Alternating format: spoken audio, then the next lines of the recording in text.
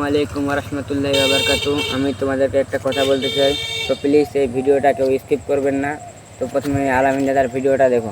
Hey guys, আসসালামু আলাইকুম। এই যে ব্লিডিংটা, এটা কোনোদিন আস্তে আস্তে যদি এটা কোনোদিন থেকে যায় তাহলে তোমাদের জন্য আজকে একটা অন্যরকম ভিডিও নিয়ে এলাম, ঠিক আছে? প্লিজ ভিডিওটাকে স্কিপ করে দেবে না। তাহলে কিন্তু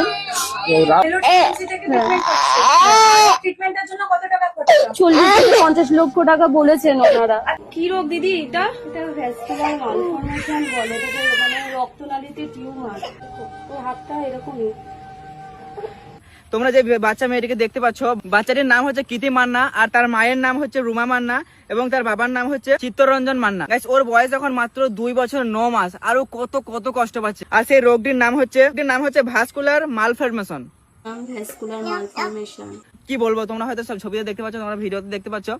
আর চিকিৎসার জন্য দরকার হচ্ছে 40 থেকে 50 লক্ষ টাকা। মানে ওই যে বাচ্চাটির মা রুমা মান্না আমার সঙ্গে কন্ট্যাক্ট করতে পারেনি, একটা দিদির সঙ্গে কন্ট্যাক্ট করেছিল, দিদিটা তারপর আবার আমার সঙ্গে কন্ট্যাক্ট হয়েছে।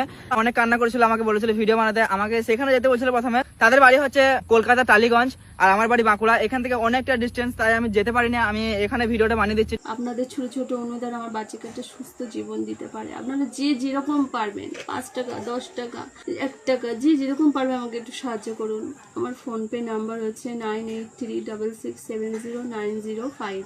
তাদের ফোন নাম্বার দিয়ে দেবো, তাদের স্ক্রিনার দিয়ে দেবো। প্লিজ তোমরা তাদের পাশে থাকবে। আর কেউ যদি টাকা পয়সা দিয়ে সাহায্য করতে নাও পারো, প্লিজ ভিডিওটা শেয়ার করে দিও। আর যারা ক্রিয়েটর, যারা ভিডিওটা দেখছো, তাদেরকে বলো প্লিজ তোমরা এটা ভিডিওটা বানাও, ঠিক আছে?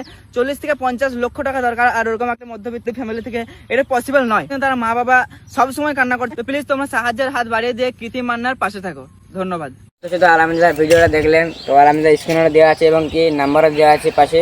তো যা পাবেন 1 টাকা, 2 টাকা, 5 টাকা দিয়ে সাহায্য করবেন। তো ধন্যবাদ।